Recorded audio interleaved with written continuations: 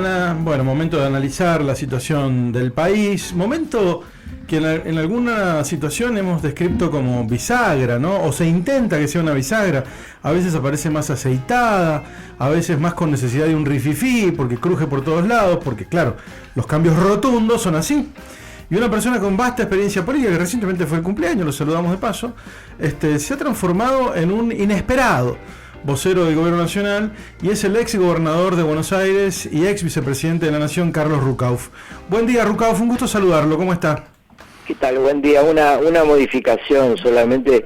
Yo no soy vocero del gobierno. En todo caso, analizo la realidad y algunos creen que porque coincido con una parte significativa de la política económica, apoyo todo. No, yo no apoyo todo. Yo tengo una actitud como la de cualquier analista de la realidad objetivo, y desde mi experiencia pienso que venimos de un caos, de 20 años de desastre, y que se intenta un cambio y hay que ver en ese cambio cómo se puede hacer para que las cosas se hagan lo mejor posible. Bien, perfecto. ¿Y qué es lo que no apoya el gobierno? ¿Qué le parece que está mal encarado, por ejemplo? Y bueno, claramente yo hago una diferencia entre bajar los subsidios, que es necesario, y permitirle a las empresas concesionarias subir la tarifa en la misma proporción. Porque yo creo que las grandes distribuidoras y las minoristas de luz, de gas, en el caso del Gran Buenos Aires, todo el tema ómnibus, ahí hay mucho dibujo de estos años de relación de estas empresas con el kirchnerismo. Para darle un solo ejemplo, en provincia de Buenos Aires, conectado con Capital Federal, hay más de 1.300 ómnibus que se pagaba subsidio y no existen. Claro. Bueno, eso lo sabemos muy bien aquí en las provincias porque vemos que el conurbano sigue recibiendo subsidios. Aquí se cortó, que tal vez sea lo correcto, ¿no? Que se corten los subsidios, pero hay una disparidad muy grande en la forma en que se gobierna el país, dejándonos solas a las provincias y apostando, usted lo dirá porque usted conoce mucho del tema y tiene una vasta experiencia, apostando donde está el electorado. Sigue siendo esa vieja costumbre, mañosa costumbre, de subsidiar al electorado más fuerte, ¿no? Sí, pero además, como se vio claramente en la última elección, la gente separa la paja del trigo y no se deja tomar por estúpido. Claro. Hubo millones de jóvenes peronistas que, hartos de que lo robaran, votaron por el gobierno actual. Votaron una esperanza, pero al mismo tiempo votaron un repudio a los que ellos sabían que los estaban robando, y que nosotros los argentinos nos dimos cuenta de la magnitud del robo ahora, cuando empiezan a destaparse que se robaban hasta la comida y que los gerentes de la pobreza vivían como reyes a costa de los pobres. Claro, ¿y a dónde quedó el peronismo, Rucauf? Usted, que es un hombre toda la vida dentro del partido, usted inclusive trabajó con Juan Domingo Perón propiamente, ¿no? ¿Dónde queda el peronismo hoy? ¿Dónde se lo encuentra? En diversos lados. Claramente hay un peronismo cordobés que está nucleando un sector que yo diría que está vinculado a Pichet, un sector del movimiento obrero. Hay obviamente un peronismo secuestrado hace muchos años por Cristina Kirchner, porque se dejaron secuestrar y ahí siguen. Y hay un peronismo también con Milei, porque hay una gran cantidad de dirigentes del menemismo con él, claramente uno de los hombres clave en la estructura del gobierno, al lado de Karina Milei, el Lule Menem, que era secretario de su tío cuando yo era vicepresidente, así que es toda una historia ahí adentro también. Está en todos lados, con tampoco el radicalismo es uno. No. No es lo mismo el radicalismo en las provincias de los gobernadores que el radicalismo de la ciudad de Buenos Aires, que juega muy cerca del kirchnerismo, porque en definitiva Coti Nociglia y el equipo de lo que fue la Junta Renovadora o Junta Coordinadora de la Unión Cívica Radical se ha acercado muchísimo a las ideas del kirchnerismo. De hecho, uno de los hombres claves de aquella estructura, Leopoldo Moro, hoy es, desde hace muchos años, una espada clave de Cristina Kirchner, ¿no? Claro. Rucauf, ¿qué le parece o sea, usted recién hablaba de la gente, de los jóvenes que se acercaron al movimiento libertario por la esperanza, pero también hay mucha gente grande que se acercó por sus recuerdos del menemismo. Le pregunto como ex vicepresidente de Carlos Menem, si cree que este gobierno puede en algún punto terminar como el gobierno de Menem o ser, desde el punto de vista de la política económica, similar a ese gobierno. ¿Cree que va por ahí la mano o no? Han intentado y están intentando buscar una estabilidad económica. Claramente, cualquiera que analice objetivamente en un país bastante poco objetivo como el nuestro, toda la obsesión del presidente es bajar la inflación. Cualquier medida que usted analice la va a entender si la ve desde bajar la inflación.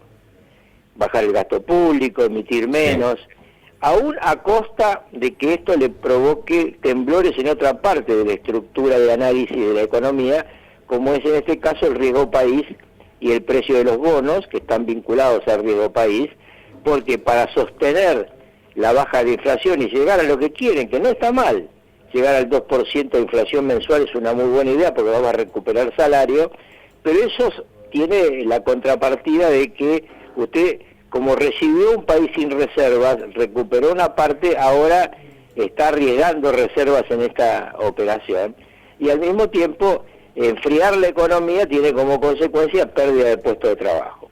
Estas dos cuestiones son la contrapartida de lo que le explicaba antes. Entonces yo lo que creo es que ellos intentan que las futuras convertibilidad, si lo quiere llamar así, el futuro sistema bimonetario o multimonetario, el presidente le llama libre competencia de monedas, si eso se logra, para que se mantenga en el tiempo no puede haber gasto público porque excesivo, porque eso es lo que mató a la convertibilidad en la época de la Rúa. Mantener un gran gasto público hace que a usted le rompan los cimientos de la casa que construye.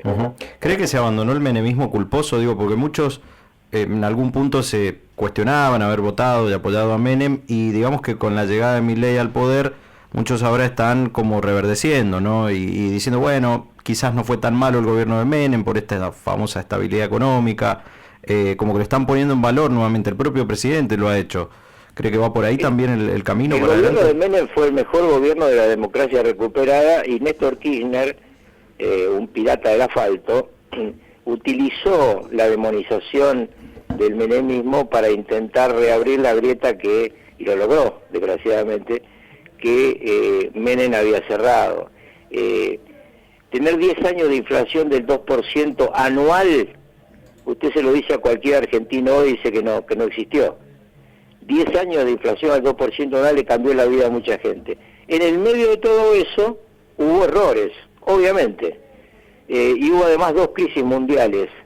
Una absolutamente imprevista, el desmoronamiento de la Unión Soviética. Claro. La crisis rusa arrasó con una parte de la economía mundial, y luego a nosotros nos afectó mucho la crisis tequila. Entonces el mundo, la Argentina no suele mirarse, y es un error grave, sobre todo de los analistas. No le podemos pedir a la gente que está trabajando que se ocupe de analizar el mundo, pero si usted no analiza qué va a pasar en Estados Unidos, no entiende lo que puede pasar en Sudamérica. Don Rucauf, con esa opinión objetiva de la que usted habla, ¿qué es lo que ve en relación a la gente que le dio tanto apoyo a Javier Milei, hartos del gobierno anterior, de la alta inflación, que ahora es cierto, está bajando, pero también es cierta la recesión económica, y la gente no tiene plata en el bolsillo? ¿Hasta cuándo usted piensa que la gente puede llegar a soportar esta situación? Y si es que sigue teniendo, ¿no?, ese apoyo inicial. Mire, yo no soy un experto en saber lo que opina la gente, y en consecuencia no voy a hablar por la gente. Yo lo que creo es que hay un sentimiento, por lo menos con el mundo que yo me muevo, porque cada uno de nosotros tiene un mundo de relaciones y al mismo tiempo de gente que trabaja con uno en cada uno de los lugares. No puedo saber lo que le pasa a los demás. En el mundo en el que yo me muevo, lo que hay es una cauta esperanza, porque además lo que hay enfrente no interesa. Si un día aparece algo interesante, no sé, puede ser que cambie. Hoy la gente dice, lo que tengo claro es que cada vez que aparece Cristina Kirchner, Kicillof y compañía, entiendo por qué voté. Claro, está clarísimo el panorama. A mí me gustaría, aprovechando su tiempo, ya cerrando la nota, ¿no? Hablar un poco de qué se ve para el futuro, que siempre nos resulta muy difícil a los argentinos, que escarbamos todo el tiempo en el pasado, nos miramos en un espejo viejo. Nuevamente empieza a verse una división en dos sectores tipo Estados Unidos. Muchos decían que deberíamos ir a una tendencia de un sector progresista de un lado y un sector republicano o de alguna manera más de derecha del otro. Es lo que viene, porque usted bien lo dijo, ¿no? Hay una desconfiguración total de los partidos políticos que se están uniendo en función de estar a favor o en contra del gobierno de Milei.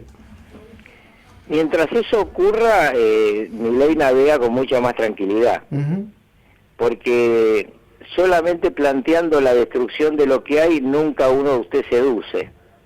Usted seduce con un proyecto que le plantea algo distinto a la gente.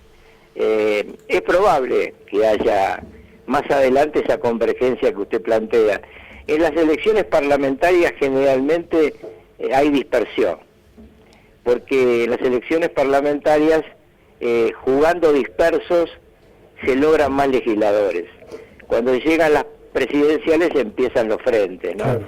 Pero yo digo, miren ustedes el mundo y van a entender cómo puede ser nuestro futuro, ¿no? Usted va a tener una Europa absolutamente en tensión, va a tener un nuevo presidente de Estados Unidos que parece que va a ser Donald Trump, sí. Y Donald Trump es un hombre que va a cerrar la guerra en Ucrania, va a persistir con un apoyo irrestricto de Israel, va a intentar que los productos norteamericanos tengan ventaja.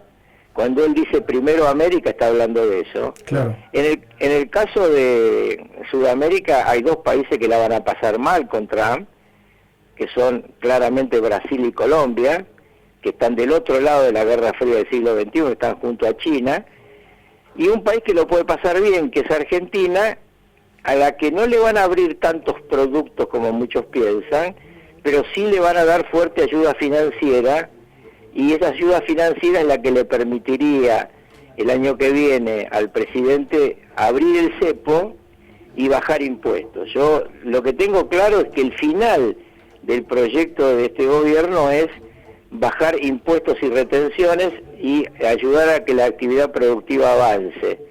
Pero claro está, esto no se puede hacer sin dólares, y los dólares solamente pueden venir de los organismos de Bretton Woods, y en estos organismos de Bretton Woods el voto norteamericano es el que define. Tal cual.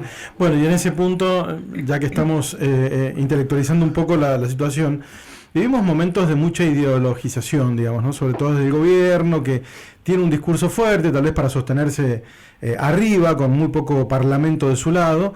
Pero yo le quiero contar que hablamos hace un tiempo con el creador del socialismo del siglo XXI, por ejemplo, Heinz Dieterich Stephan, y con Cuauhtémoc Cárdenas, un hombre de la izquierda de México, y coincidían en que el mundo ya no viene por izquierda o por derecha, que viene un mundo más pragmático, donde le solucionen o no problemas a la gente de forma práctica. ¿Coincide con eso? Parcialmente, porque todo mecanismo tiene un mensaje ideológico. Lo que hay en el mundo, y esto a Cuauhtémoc y a algunos otros amigos míos mexicanos les cuesta entenderlo, porque ellos viven en un extraño país que amaga por izquierda y cierra siempre por derecha con Estados Unidos. Uh-huh. Lo que les cuesta entender es que hay en el mundo una nueva derecha, porque esa nueva derecha es una nueva derecha medio rara.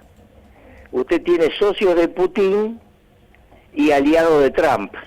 Claro. Entonces, les más bien nacionalista, ese mundo raro, ¿no? Nacionalista, proteccionista, pasa por otro lado, ¿no? Sí, en general son, digamos, muy nacionalistas, están muy fuera de la idea que habrá, para todos los que la hemos vivido, fue el leitmotiv del final del siglo pasado, ¿no? La Unión Europea fue el sueño que nosotros en algún momento nos planteamos allá por la época de Alfonsín y Sarney con el Mercosur, hacer una gran Latinoamérica como es la Unión Europea. Bueno, la Unión Europea se está cayendo a pedazos, sí. A pedazos, y realmente es curioso ver cómo gran parte de las modificaciones electorales en Europa se la gente las vota porque se cansó del euro y de la Unión Europea, y es un camino muy difícil de salir. Así que no, yo no creo que la realidad que hay hoy sea una realidad como lo que ve la izquierda, que está perdiendo permanentemente espacio en el mundo. Yo lo que creo es que hay otra vez una multipolaridad, pero esa multipolaridad está abajo de una guerra fría entre China y Estados Unidos, que no es una guerra fría como la del año o al siglo pasado. No hay una diferencia ideológica. En China dicen que gobierna el Partido Comunista Chino, en realidad gobierna una burocracia que está vinculada al sector privado y al sector público y que hace un capitalismo de Estado. Es una guerra entre dos capitalismos, que ojalá sea solamente comercial.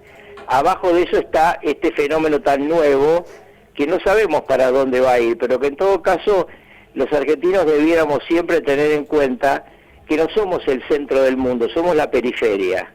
Y para poder acomodar mejor la vida de nuestro país y de nuestra gente, hay que tener en cuenta qué pasa en el centro del mundo, porque en este siglo se va a definir, yo no lo veré, seguramente también una nueva redistribución de las commodities. Y Argentina tiene lo más importante de lo que el mundo quiere: gas, petróleo, agua, alimentos.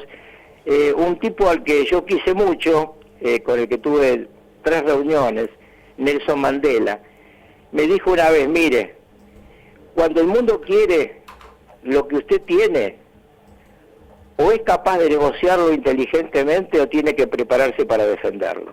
Bien, clarísimo. Gracias, Rucauf, ha sido muy gentil. Al contrario, hasta siempre. Hasta siempre. Carlos Rucauf, ex vicepresidente de la Nación, ex gobernador de la provincia de Buenos Aires.